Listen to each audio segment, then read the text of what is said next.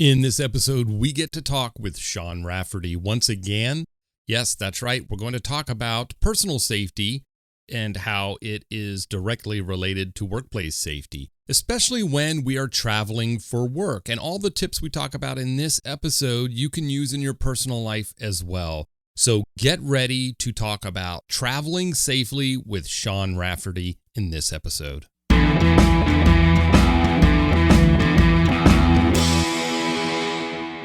All right, everybody, before we get into today's topic, I want to remind everybody, if your business is reopening after any kind of closure due to COVID, or you've continued to remain open, but you're struggling with how to mark your facilities to ensure physical distancing and relay important information about safety and health as it relates to COVID, I want you to go visit our friends over at MightyLine Floor Tape. MightyLine has some great products for you to mark your floors, whether it be the stand here, the 6 feet distancing, or just floor tape to denote lanes of travel.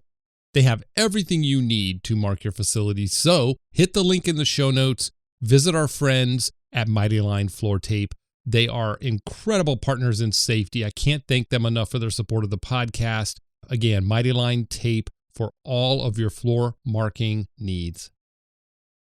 Shawn, welcome back to the podcast. It's been a while. I think it was the end of last year when we talked about workplace violence, going beyond just showing the run, hide, fight video at, the workplace, checking that box, how we need to constantly be revisiting that and going a little deeper. So every time we talk, we've joked about this several times. Every time we're on the phone, we should probably be recording it because we go all over the place, and we can divvy up those conversations into several high value episodes. So it's kind of funny every time we get on the phone, right? We have some crazy discussions. Oh yeah, and it doesn't help with my mild dose of ADD. So, well, that's great though. I think. We could probably have our own type of podcast where it's just us, like you say on your podcast, running our mouths, right? Yeah. Didn't we talk about that before? Yeah, we did. I think we mentioned that. Sure. Yeah, I think we probably did. It's hilarious because just I'm trying to think. Last time we talked about some crazy stuff. But we're going to talk about, and that brings us to this episode, right? This topic. We're going to talk about traveling safely. And as more and more workplaces open up, more and more workers are starting to travel more for business, not just personal travel, but stuff we talk about applies to both worlds. I wanted to, and that's what you focus on. You're really getting into, personal protection, personal safety, just being prepared for certain types of situations. So talk a little bit about why you're in your vehicle and the whole backstory, because it's interesting, and what you're building out there where you are located now, and sort of just how the whole preparedness mindset came about for you. Sure. So we, in October, we bought a house with 22 acres. So basically we've been kind of, trying to not do a full-blown crazy prepper, but we're just trying to be prepared just in the event that, we have extended power outages or something happens. I'm not planning for the next Ebola outbreak or some major catastrophe or EMP strike. It's just basics. It can happen anytime. We had an ice storm and our power was out for 2 weeks. So yeah, I remember that. Yeah, so we had to, adjust with a generator fuel and all this other stuff. So it can happen for anything. But anyway, we bought some acreage, so we got some chickens, and so we have 20 chickens right now. And mind you, I've never lived in the country before or in any piece of land bigger than the size of a typical suburban lot or, apartment. So 20 chickens, we have 5 rabbits, and we're going to probably get some goats, and we have a pond. We just stocked with some fish, and it's just on and on and on. So it's a big drastic change in the mindset and just doing something you've never done before. But thank God for YouTube, because there's so many nice videos out there that teaches you how to do things. But yeah, there are. Yeah. And we bought a couple of school buses off of, they have these government auction sites for like local governments. So we bought a couple used school buses that were no longer in commission, really cheap. And so basically what I was going to do was convert one of them into my office and use the other one for storage. And it's a lot cheaper than shipping containers. Plus you can move it around whenever you want. But we ended up using the one I was going to use for my office and put the rabbits in there until we built out their rabbit hutch, or the little outside area that we're going to have them staying in, that I finally finished.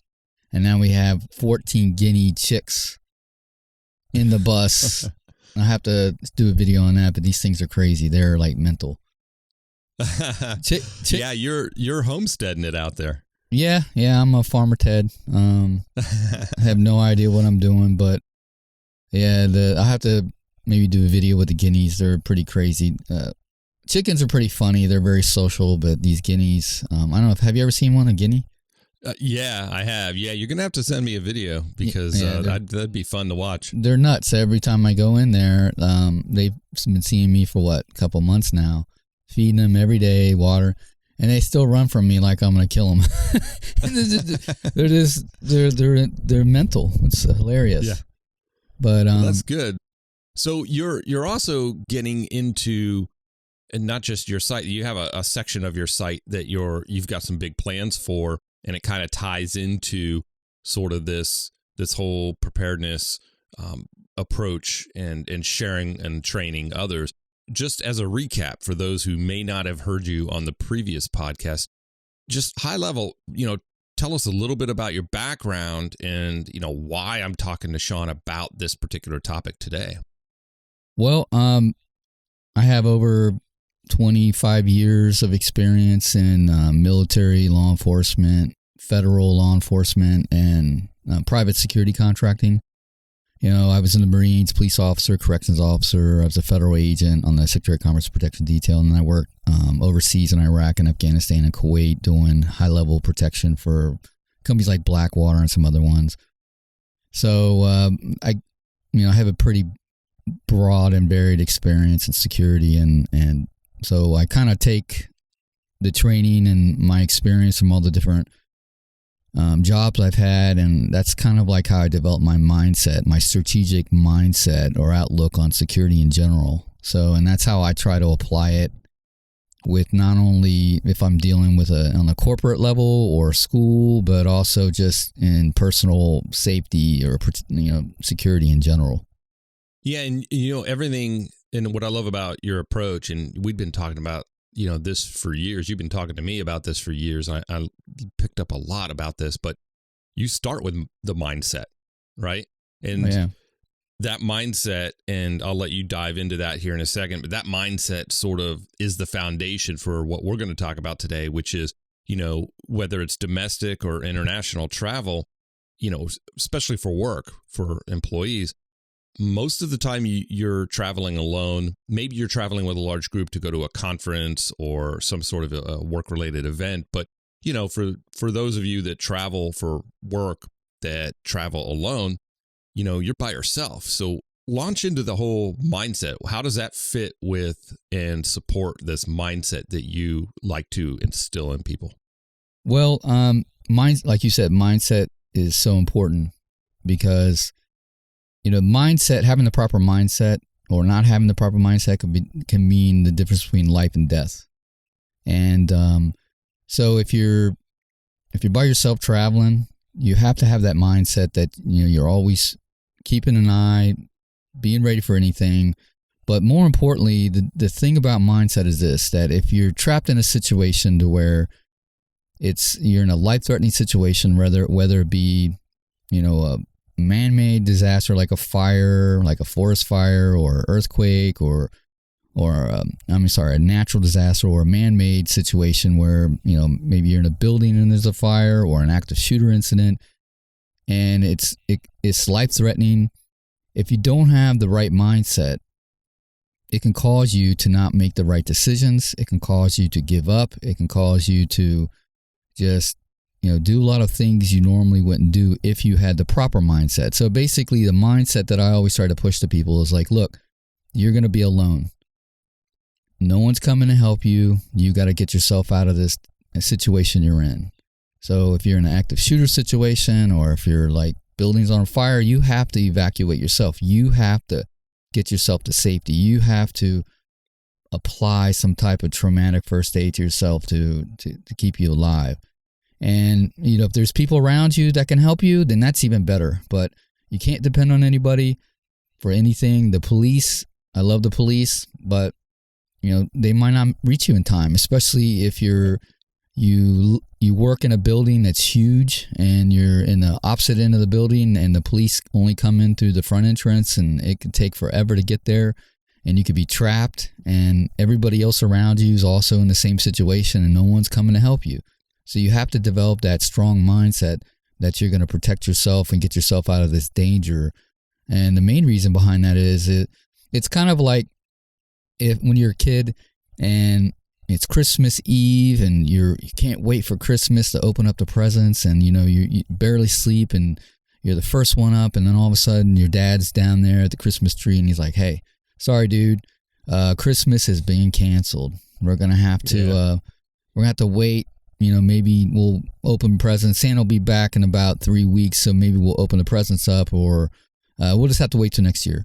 And, the kid will be devastated, right? So it's the same thing where if you have that mindset to where, okay, someone's coming to help me, and you're trapped, or there's a bad guy running around with a gun shooting everybody, and you're stuck in a closet someplace, and you think you're good to go, and you hear police in the background, you hear the sirens, and you hear maybe police conversating, and then you're like, okay, good. Hey, they're coming. I'm good. Mm-hmm. But then all of a sudden their sounds become weaker and weaker and more in the distance. And next thing you know, they're going in the opposite direction of where you're at, or something else happened, or maybe they got hurt.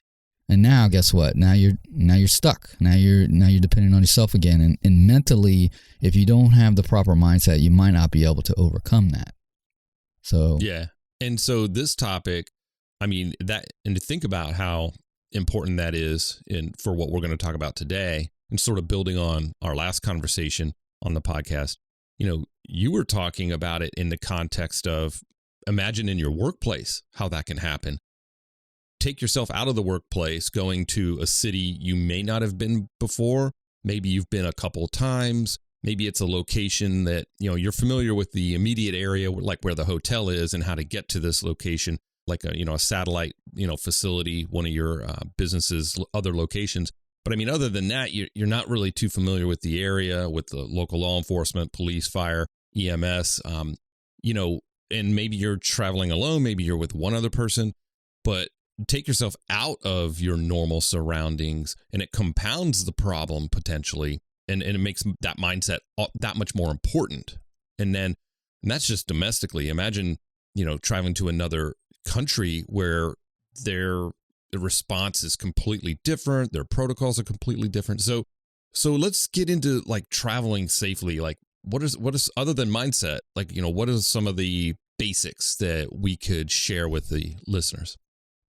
Okay. So domestically, if you're going to travel for business, obviously if there's a conference, or if you're just a lone person and you're traveling, doing sales calls or whatever, there's kind of different ways to approach this. So in a conference type setting, what type of conference is it? What type of people are going to be there? Is it high level, are the guests, is there some high net worth people there? Or is there people that are attending the conference that might have some, notoriety? Is there a potential that maybe somebody there could be a potential target for somebody who wants to, do some type of criminal or terrorist attack? So you got to think of those things.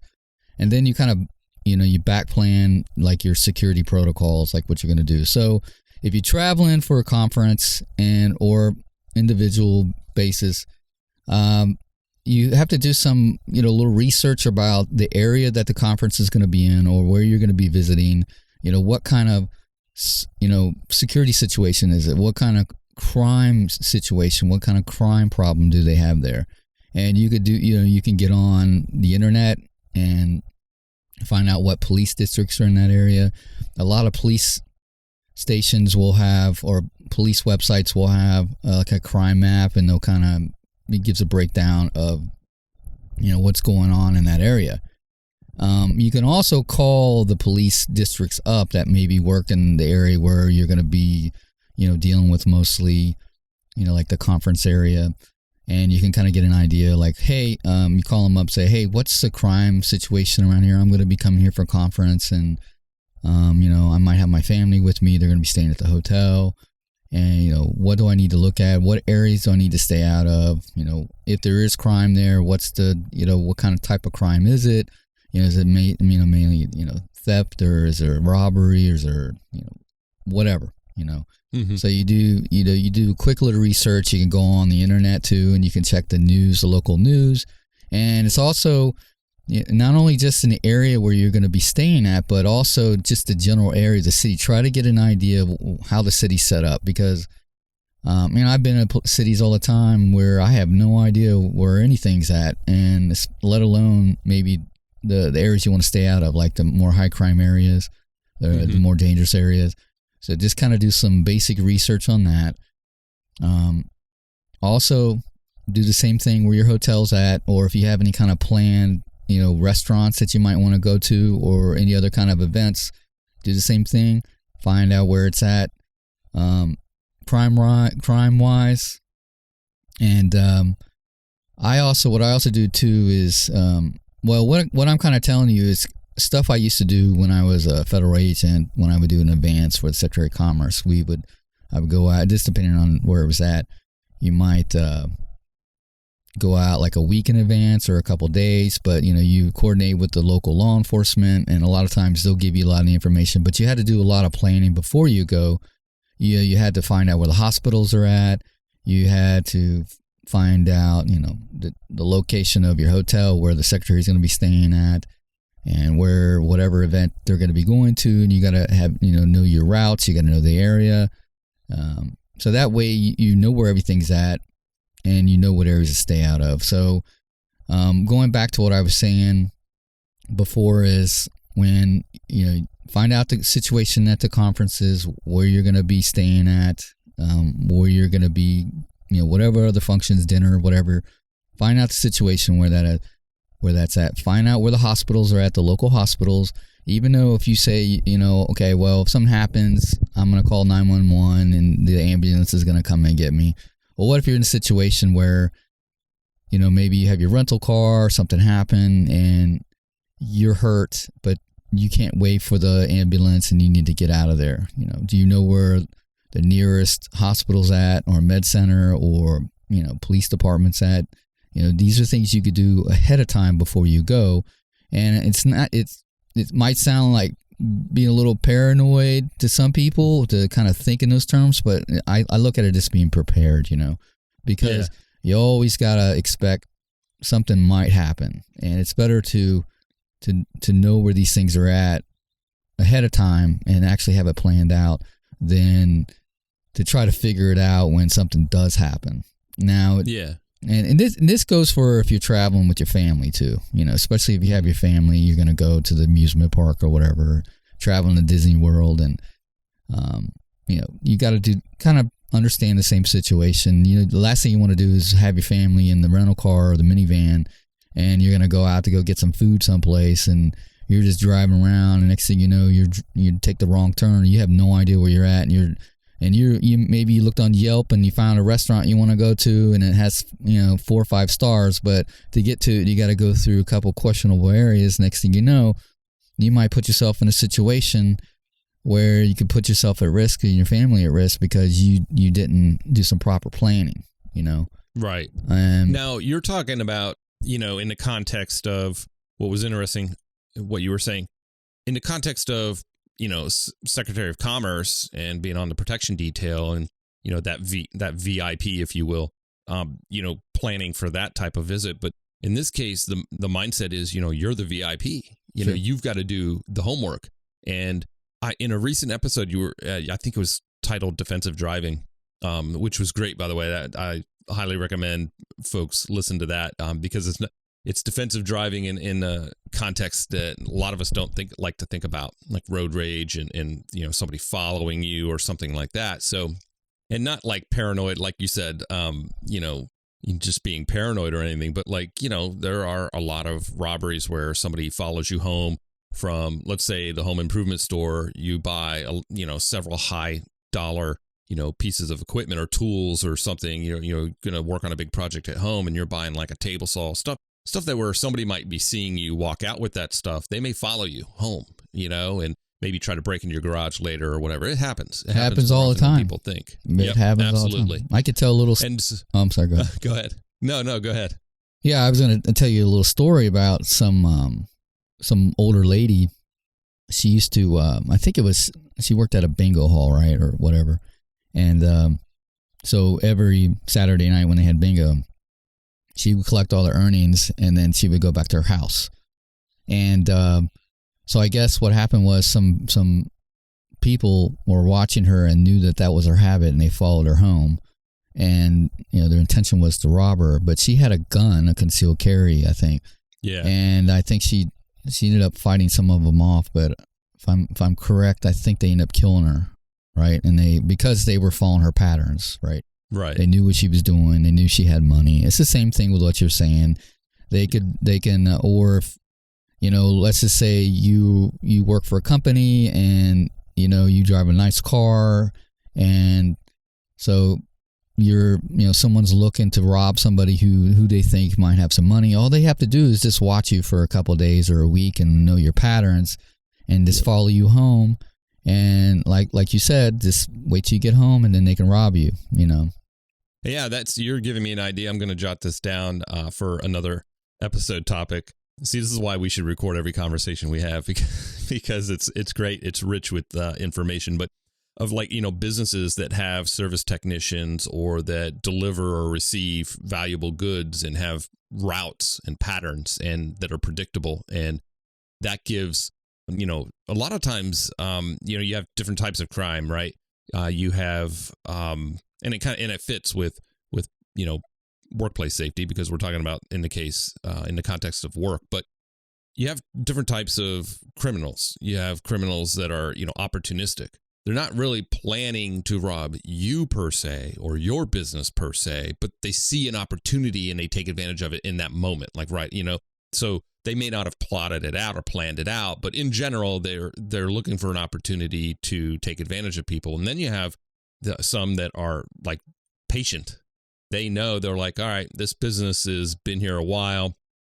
I know how many vans they have. I know how many service trucks they have. I know where they go to lunch. I know where I can follow them. And then when they're at lunch, I know I can get into their toolbox, or I know where the job site is, or I know when they leave typically. And they study, they'll study for a couple days or maybe even a week, but they're patient. And because they know that they have time to plan. So time is on their side, and you're just going about your business unaware. But this also applies to traveling. You could have folks, watching you. So defensive driving, the thing that reminded me of this was in that episode, you talked about this very scenario of, being in a rental car, and maybe you're in a place that you're not too familiar, and you're on this road that's maybe it's unmarked. You don't remember the name of it. We all rely on these smartphones to tell us where to go. And, maybe there's poor reception in that area. You took a turn, you overestimated or underestimated the turn, and you end up in the ditch and you're injured, and your cell phone may be working, may not be working. Do you remember the last mile marker? Do you remember the last cross street? How would you be able to communicate if you could reach somebody? How would you be able to communicate where you are? And so a lot of times, and I remember when I traveled all the time for work, I was in places I had never been before, and it took some time to get used to researching that stuff, and then planning my routes, making sure I was on main roads. Like if I could avoid back like lonely roads as much as possible, I would. It's not always the case. So that's a great example of what you're talking about. a lot of times, we're going to we could very well end up in a situation where nobody is, or it's going to be a long time before somebody can find us. Oh, yeah. So planning ahead is key. Sure. And to piggyback off of what you were saying, targets of opportunity is kind of like what you're referring to, where a bad guy's just, it could be like a couple guys sitting in a mall parking lot during shopping season, and they're just waiting to see who they can, carjack or rob with all the stuff they're bringing back to their cars. Or it could be a planned attack where they sit there and they watch you and those are the worst ones, is the planned attacks. And they're watching you for X amount of time.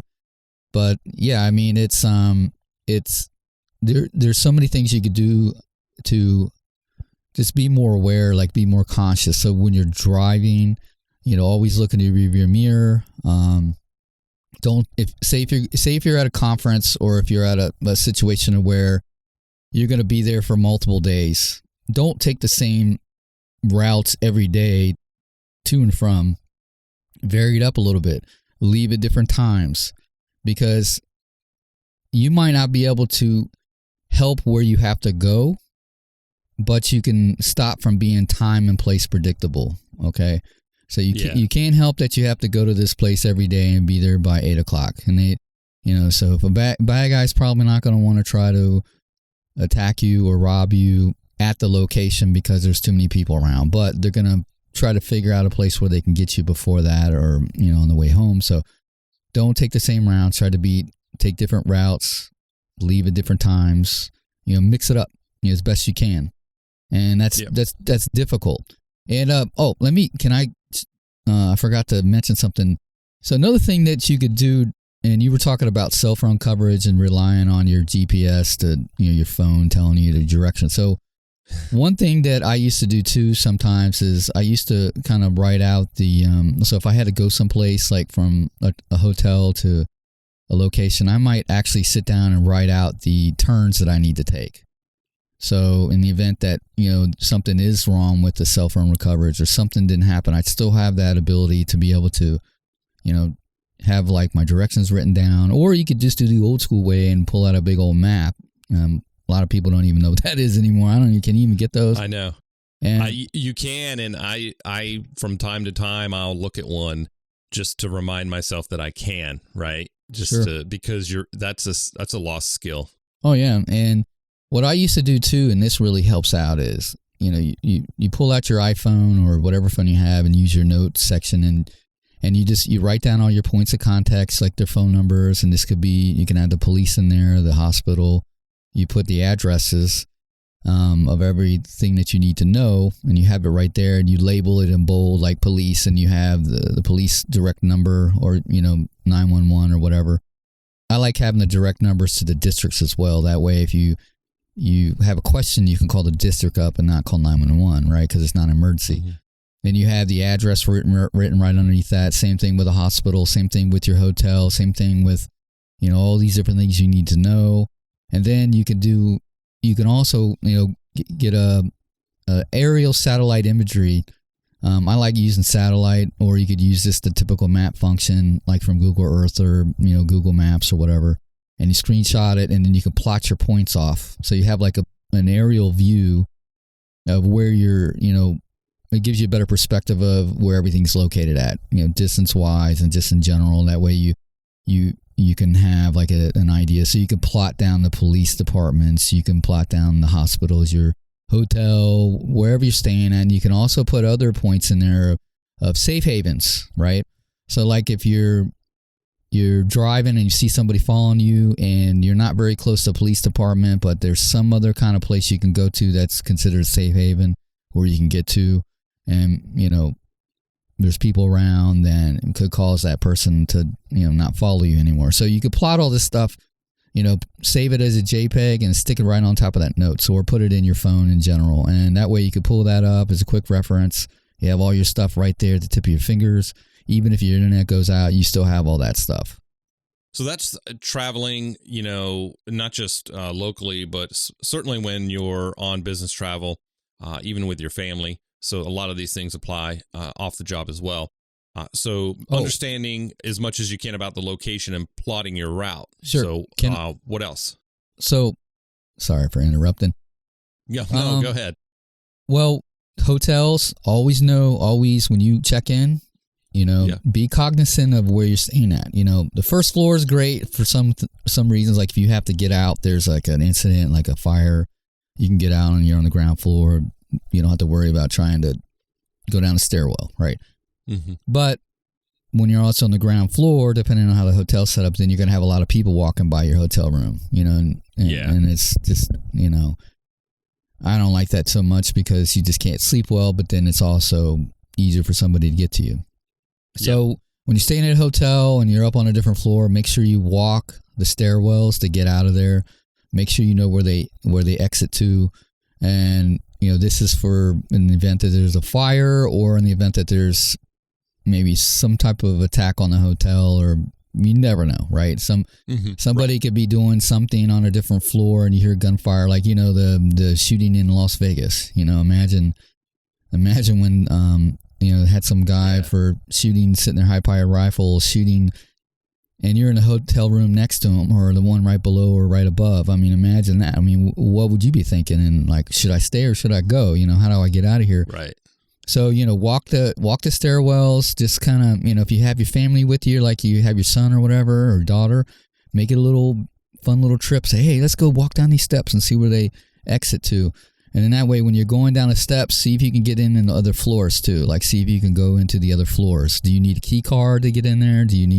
Will they allow you to get on the other floors, even though you're not on that floor? Some floors don't allow that. I mean, some hotels don't allow that. And that's really important to know, because if you're on the 14th floor and there's a fire or there's some kind of incident going on and you need to get out of there, and you take that stairwell and you're trying to get down to the ground floor, but then all of a sudden one of the doors opens up further down and maybe there's some gunfire or something like that. Now you're like, oh, crap. Where can I go? And if you didn't properly recon that stairwell, you have no idea if you can get out of there or not. So you might be stuck. You either keep going down or you have to go back up to your other floor. Yeah, and in the context of workplace safety, and safety professionals will get this. It fits exactly with, according to OSHA and NFPA. Like, there's 3 parts of the exit. There's access to the exit. There's the actual exit way, and then there's the exit discharge. So just breaking that down, I'm thinking, for safety pros, break it down the same way. Sure. Where is it located? How can I get to it? And, have a backup, a secondary exit. The actual exit way, is it badged? Is it keyed or can I just push through the exit? And then the exit discharge, that's when you actually get outside.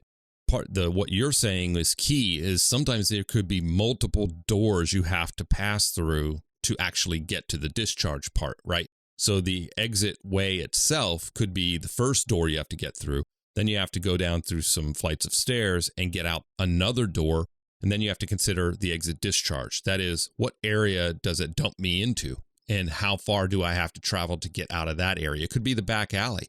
It could be in the basement parking garage where the loading docks are for, the hotel or the conference center. And from there, you've got to travel through that, subterranean parking garage up a ramp to get out to the street, like in a fire or something like that. So you say recon, but you've got to know the access to the exit way itself, and the exit discharge where it's putting you. So those are great tips. Oh yeah. And it's safety and security were, on the same sheet of music, but for in the safety aspects, you're kind of looking at I'm looking at like a bad guy's trying to, actively kill you and stuff. So it's,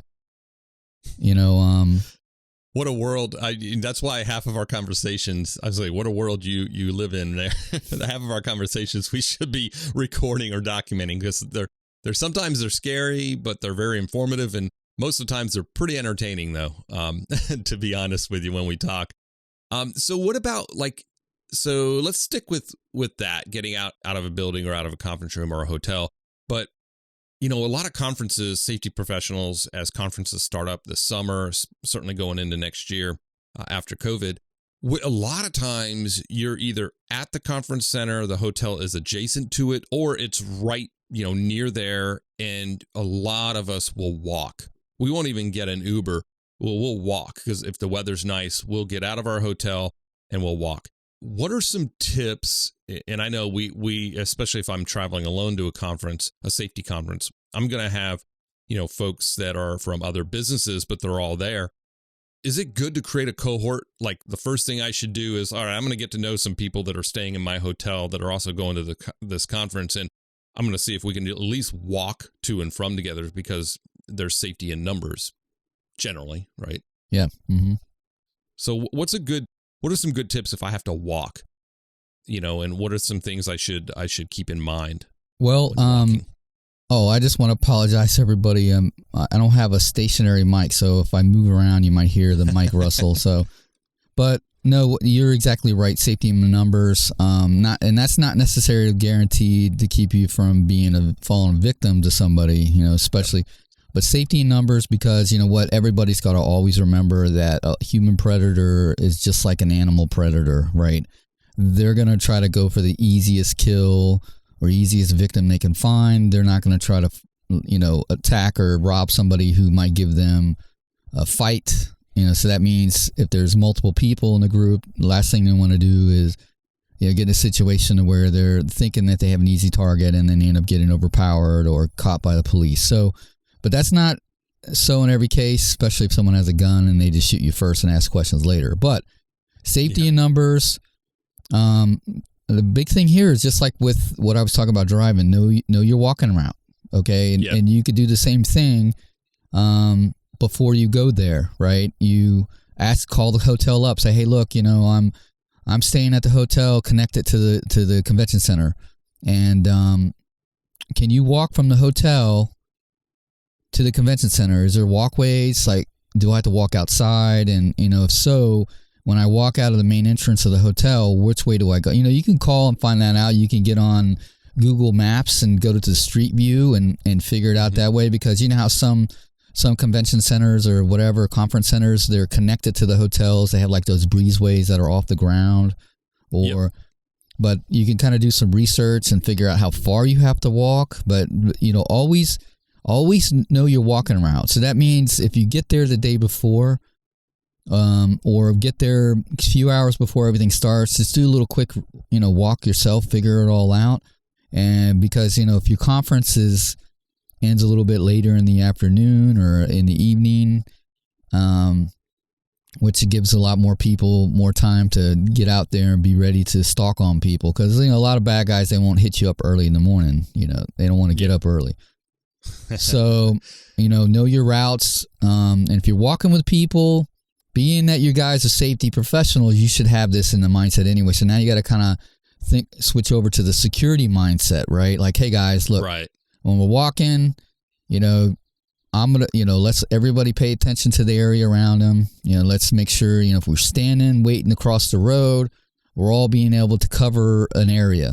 That way we're not all looking in the same direction and there's somebody can sneak up behind us and stick a, you're looking around, everybody's paying attention. That way everybody can alert. And plus the big point of that is, if you're looking like you're paying attention and everybody's on point, then that's a deterrent factor in itself, right? Because if somebody can spot a guy coming at them from a couple 100 feet or 100 feet away, and they can alert, and then people can do whatever to get away from that situation, then it's just like a lion trying to sneak up on an antelope, and then he's trying to be all quiet, and then the antelope hears him and takes off. Well, is the lion going to continue to run after him if he's too far away? No.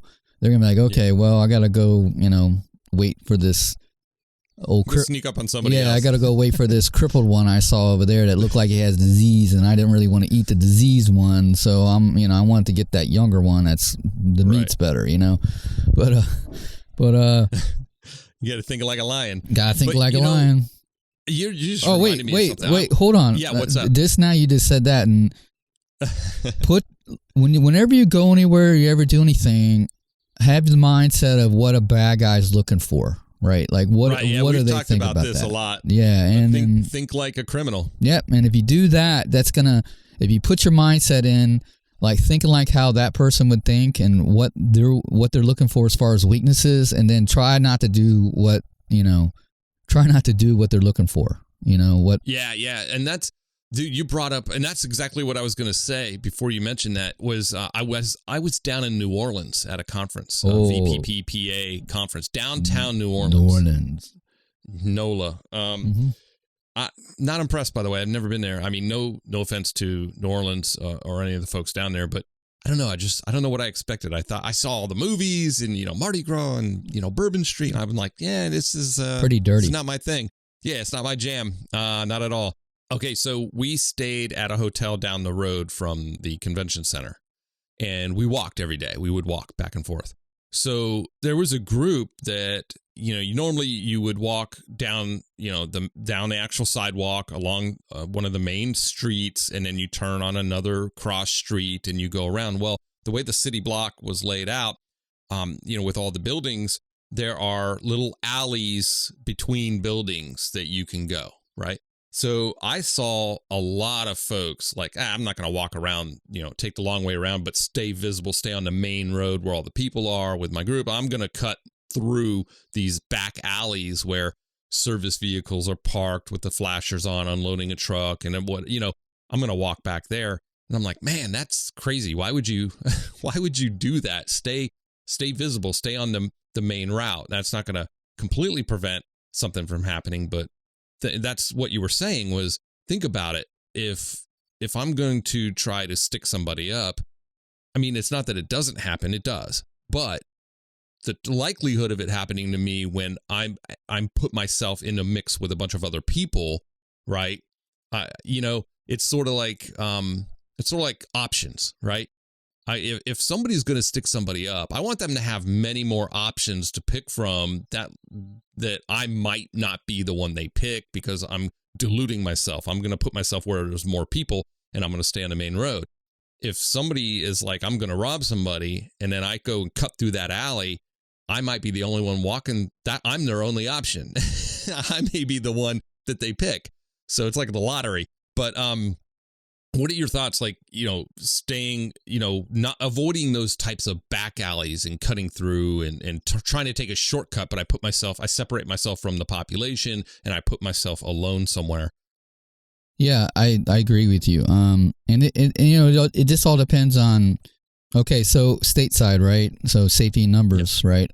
But like, let's just say you're walking down the street and you're with 20 other guys, right? Guys and girls, and, you're all dressed with suits on. And, if you were like in certain areas, I would say, oh, that's not a good idea because now you're a big target for like a terrorist type attack, right? Like, okay, there's 20 people. I can just plow them over with my car, right? But in a situation like just a typical stateside type mindset, stick to the main crowded streets, right? Where there's plenty of people around because, remember, it's all about, can that bad guy get away with it? Would it be easier for them to rob you in an alleyway or on the main street where there's people around and probably police presence because, because it is in the area where there's tourists and things like that, they're probably patrol it a lot more. It's safer to do that, right?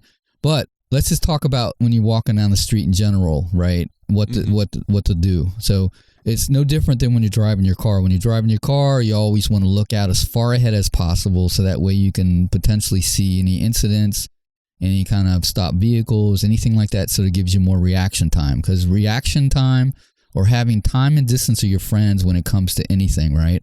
You need to have more time and you need to have more distance to react to whatever's going on. So when you're walking down the street and you're sitting there talking to your buddies, keep looking out ahead. Look out at least a block ahead of you. Look and see if you see any potential threats standing around. And this could be, a couple of dudes standing on the corner.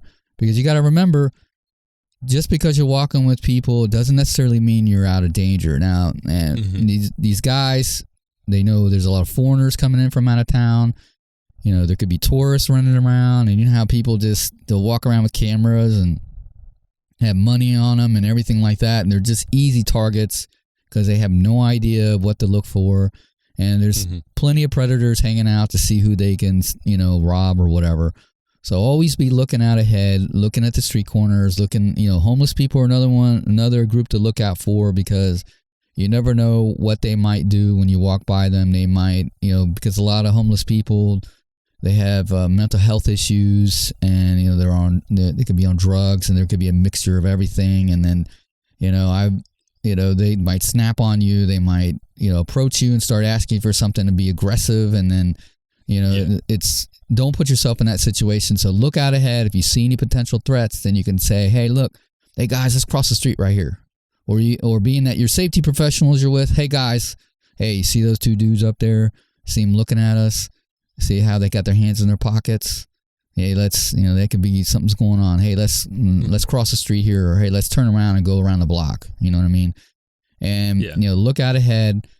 Same thing with if you have to go down an alleyway or like a little side street that's not heavily trafficked with people or cars, you do the same thing. Make sure you're looking down there. If there's an alley, make sure you're looking behind things, your trash cans, et cetera, et cetera. Just always look out ahead, look for threats. And then, if you gotta like be late, then, take that detour and go around the block, right? It's not worth it because you never know, right? You're reminding me of the color code. Colonel, now you caught me with a brain fart. I'm not going to remember his name, but Colonel. The color condition, like condition white, condition yellow, condition red, condition black. A lot of people are walking around in condition white, just completely unaware, just staring at their phone, walking down the street, not even paying attention. Not to nothing. Oh, the phones are a big one, right? Everybody's and I big distraction. I do that too sometimes. I try not to, but yeah. Now you reminded me of a story. I was traveling with my family. We had the camper, and I don't know if we talked about this. You and I talked about it a couple times, but I don't know. I don't think we talked about it on the podcast. But so we're traveling. We're going through a city, and we had to stop off. Wife had to use the bathroom. And so, funny thing with COVID, we don't go into these facilities anymore. We stop off at a gas station. I gas up. We use the bathroom in the camper, so because it's fully equipped, it's got a full kitchen and all that stuff. So that's actually a plus. And right? cleaner. So and cleaner. It is definitely cleaner. Yeah. So what happened was, it was like we had to stop. It was like, I'm like, I don't know about this area. I don't know if I should stop here. It was we had to go, right? We were at that critical, point in time. So I pulled off, and immediately what happened was this gas station was a BP station to my left. So as so you have to go past it. It was on a corner. So you had to go past it, make a left turn at the light, and then turn left into the gas station. And so as I'm passing it to get to the light, I'm looking to my left, I'm looking at the gas station, and I noticed like there were like two on one side of the BP building station where you walk in and buy all your junk and whatnot. And then there were about two, or maybe there was three, but there were only four when I pulled in. There were grown adult males, right, that were just leaning up against the wall, foot up on the wall, just hands in pockets, just looking around, just hanging out. And I'm like, man, and there was one car getting gas. I mean, there were more people loitering than there were customers at that point. So I was like, immediately, I was like, oh man, this is not going to be fun. So I pulled in, I approached a pump. Like I was going to fill up, and I pulled all the way forward. It was the pump on the very end. So I was able, if I had to, I was able to just keep driving forward and then snake out onto the main road, make a right, and get back onto the highway.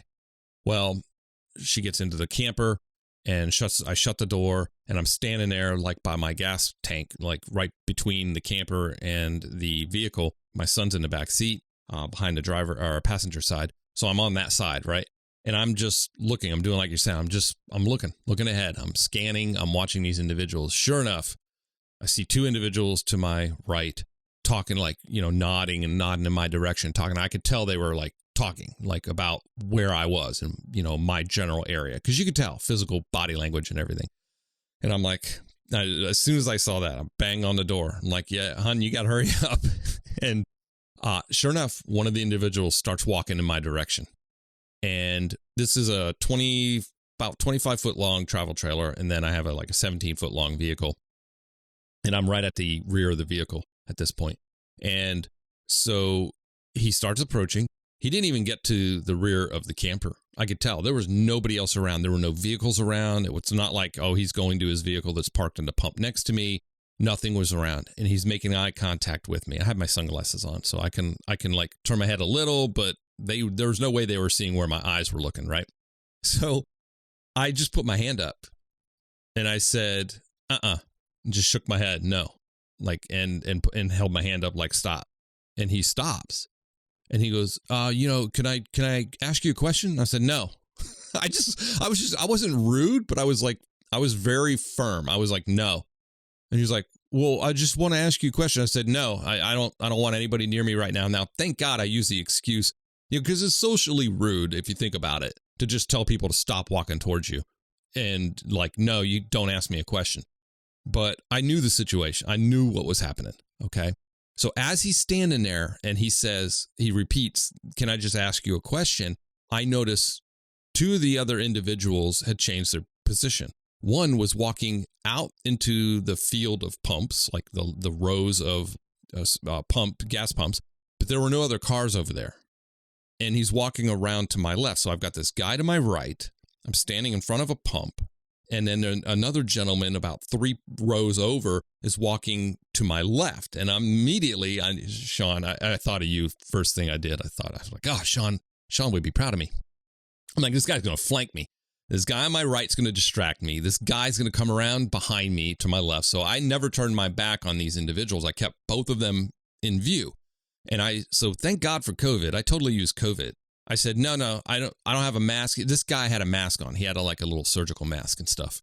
And I said, no, I don't have my mask on. I just don't want anybody near me right now. And he's like, well, can I just ask you? I said, no, I don't want anybody near me. He's like, man, you don't have to be rude. He starts getting like belligerent. And I'm like, man, and my first thought is, man, who the heck are you? You come bothering me, and then you act like I've got the attitude when I don't want to be bothered, right? So I said, no, man, I'm cool. I just don't have my mask. I don't want anybody near me. And he started walking back toward the vehicle. And right then my wife came out. We got in the vehicle. Boom, took off. But man, everything, that you talk about and that we've talked about in the past, just you and me one-on-one, it was like, that's useful stuff. Oh, yeah. You got to pay attention. Yeah, and I actually did use that on my podcast as an example, one of my story, one of the things, but no, you're absolutely right. Now, just think if you pulled into that gas station and you didn't look at those guys, right? And you're all consumed with hurrying up, getting your wife out of the vehicle so she can go to the bathroom, and you're all like, oh, we got to make this time, and we got to just, you got to do this detour, and now we're going to be 10 minutes behind schedule, and blah blah blah, and you're not even thinking about, what could potentially happen to you, like most people are. You could have been a victim, right? You could have been robbed. God knows what could have happened to your family, because those guys were not up to any good. And you stood your ground with them, and they, because of your mannerisms and the way that you presented yourself, right? Your body language, as well as the way you talked to them, everything, the way you were looking, they knew that there was something different about you, and either A, you would fight them, or maybe possibly you could be armed and they don't know that, right? Because, and that's the thing. But, it's, what do they call that? A command presence? It's a confidence, right? Yeah. You just got to be confident. And you said it earlier, time and distance are your friends. I didn't want that individual getting any closer than they'd already. As soon as I knew they were coming to my direction, I'm like, I got to prevent them from coming into my space. Sure. Like what I would consider my safe zone, my safety space, my safety zone. Now, what else did you have between you and a couple of them, right? You had your vehicles, right? You had some objects between. So that all, you got to think of that too. If you have to deal with somebody, or there's, you can put yourself on the other side, of an object. Yeah. Yep. That way it gives you more time, right? Because they're coming at you, and they have to get around a vehicle or a light post or a tree or trash cans. It's going to give you more time to react, right? Yeah. So body language is so important, right? Because a criminal is they're generally pretty good about judging character, right? Like reading people, reading people and being able to see who a potential good victim could be just by how that person's acting. So, you get the typical suburban male, right? Maybe a guy or girl that's never been in any kind of dangerous situation in their life, and they don't like violence, they don't like guns, they never even done any self-defense or never been in a fight. And, they're going to act different than a guy or a girl who's been, exposed to things like that, right? And just the way that person stands and looks versus the other one, and the confidence, right? And the look of knowing, right? That bad guy can look at that, because criminals are con artists, right? And that's their whole livelihood, is trying to con people. That's why he walked up and he said, "Hey man, can I ask you a question?" He was getting ready to try to con you. Either he was just going to ask you for money, or he was going to try to rob you. Money. I don't know, man. I think they were going to rob you, dude. I know. Well, when I saw the why would they have multiple guys? They were going to rob you. Yeah. They were probably going to try to steal your truck while you were. They were positioning. It was weird. Because when I traveled, when I was a consultant, I would get approached like that almost at every stinking gas station. I'm telling you, gas stations are sketchy. I hate gas stations, especially gas stations in areas you're not familiar with, right? Oh yeah. I mean, you could tell, but yeah, they would try to approach me all the time, and it was always, "Oh, my wife's on the exit over here. We ran out of gas." It's always the same story. There's people running out of gas all over the damn country. I'm telling you. I look at him and say, "Dude, I don't have any money," even though I might have I don't carry cash. Yeah, dude, I don't have any money, man. Get out of here. Yeah. Going back to... But look, I mean, I think you're right. They're con artists, but you don't... And the fact that you don't know, I like to think that, they do this all the time. They're just asking for money or whatever. But this guy actually looked shocked when I stopped him dead. I put my hand up and said, "No." Well, yeah. And he was just stopped. Because most people, they don't want to be rude. They take advantage of that. They're good at what they do. These aren't just some uneducated, some people standing around going, "Maybe I'll ask this guy for money." This is their job. They know how to do this. Well, they might not have some might not have education. Yeah, they don't have a PhD. Maybe. However, they have a PhD in street skills and reading people and things like that. Right. But yeah, so let's piggyback off of what we were talking about when you're walking down the street with your buddies at the conference and you say, "Hey, look, you guys say, Fred, you watch the back, and Johnny, you watch over to the right, and I'll watch the left, and Ricky, you watch the front." That way when we're walking, we got a 360-degree view of coverage, right? So, in the event that you're with your family, and especially if you have even little kids, you can help. But if you got older kids or your wife or whatever, "Hey, honey, hey," and you're talking to your son, "Hey, Ricky Bobby, hey, look, when I'm pumping gas, I want you Ricky Bobby. Crack the window a little bit, and I want you to look around and make sure, you're paying attention. If you see anybody coming at the car, let me know, right? And then while you're pumping that gas, you're always looking around. I always put my back to the gas pump because no one's going to come at me from the gas pump, and I'm looking around, Yeah. But, get your family involved, get your friends involved and being, more aware and be more observant, you know what I mean? And plus, when you're doing that, like I said, it leads into the fact that, that bad guy's going to be scanning that situation. And then if they think that, everybody's paying attention, then it could be a deterrent just for that. You know what I mean? These are all great tips to help us stay safe when we travel. I talk a lot about workplace safety on my podcast, but personal safety, personal protection, there's a huge part of workplace safety, especially when traveling. So I want to tell all the listeners and those that are watching, by the way, we're recording video of this. And so this full video will be on the SafetyPro Podcast community site. If you're a premium member, you get access to the full video. Shawn's going to tell me a story. I've heard this a couple of times, but I love this story. And it fits with travel safety. And it'll be a great setup for our next discussion when we can talk about international travel. But Shawn, you and your dad, which is kind of interesting, and you'll be able to talk about this. Were stranded in Iraq during wartime and had to smuggle yourselves out of that country. So I want Shawn to tell us that story, and that is going to be available exclusively on the SafetyPro Podcast Community site for premium members. There you have it, my conversation with Shawn Rafferty. Shawn and I talk so much that, we could go on for hours. We cut this one a little short. It's about an hour, so we're going to save international travel safety for the next episode. So I'm really excited to get back together with Shawn. And as you know, we recorded the entire video, so you can watch it exclusively over at the SafetyPro Podcast Community. So think about becoming a premium member and support your fellow safety pros over there. We got a lot of good conversations and daily videos and video trainings coming up. There's live chat and direct messaging me. All good stuff going on over at the SafetyPro Podcast Community. So go check it out for yourself. And to see Shawn in action, as he mentioned, the fledgling YouTube channel, he's doing more stuff with video over there, but also the Security Pro Podcast.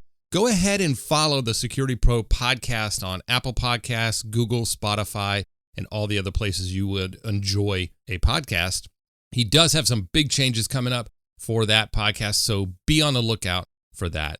Look, become more resilient, self-sufficient, and learn personal protection from the pro. Check out the Security Pro Podcast, and I will talk to you on the next Safety Pro Podcast.